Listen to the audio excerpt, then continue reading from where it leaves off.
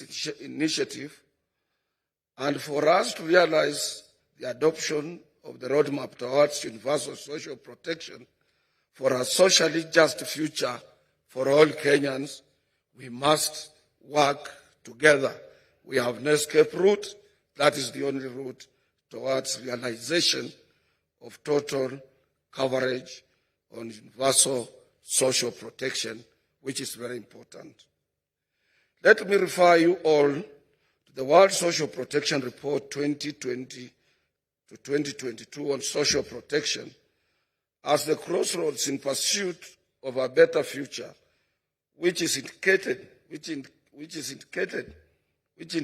that the road requires building permanent universal protection, social protection systems to provide adequate and comprehensive coverage to all and guided by the effective tripartite or under tripartism arrangement as anchored to the International Labour Organization that regulates the world of work and that comes up with both recommendations and international labour conventions that protect and urge member states to take keen interest in providing social protection to its citizens.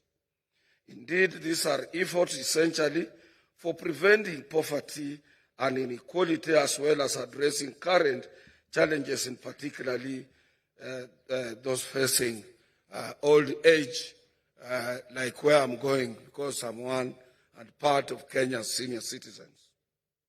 Your Excellency, if you don't have hope when you are retiring or when you are leaving your employment, or you are having hope against hope, since you didn't have anything in place to lay your hands on, no social protection, you can hardly take 3 months living. The next place of where you will end up is in the grave. I want to thank you, Your Excellency. In your inaugural speech, you included issues related to social protection of Kenyans. However, let me call upon those running other occupational pension schemes not to view the changes and the seriousness you have taken to transform National Social Security Fund as a threat. This is a compliment, and I would urge them also, and I would urge planners and policy makers to come up with a policy that can condense all social security pension schemes into one large insurance scheme that can cover everybody. I don't want to go further.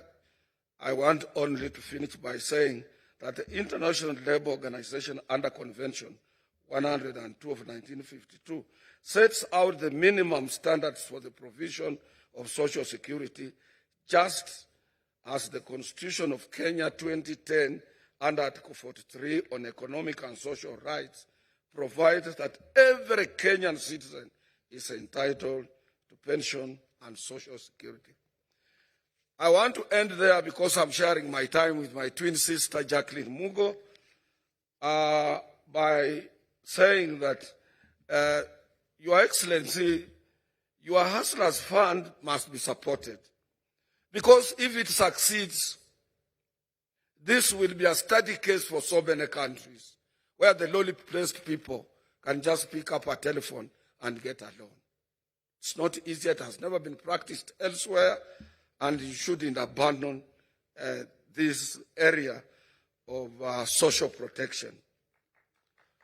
And as I end up, I want to take this brief opportunity, Your Excellency, for having taken deliberate, very deliberate decision to provide us, workers, employers, and those people who are in various businesses, including platform economy,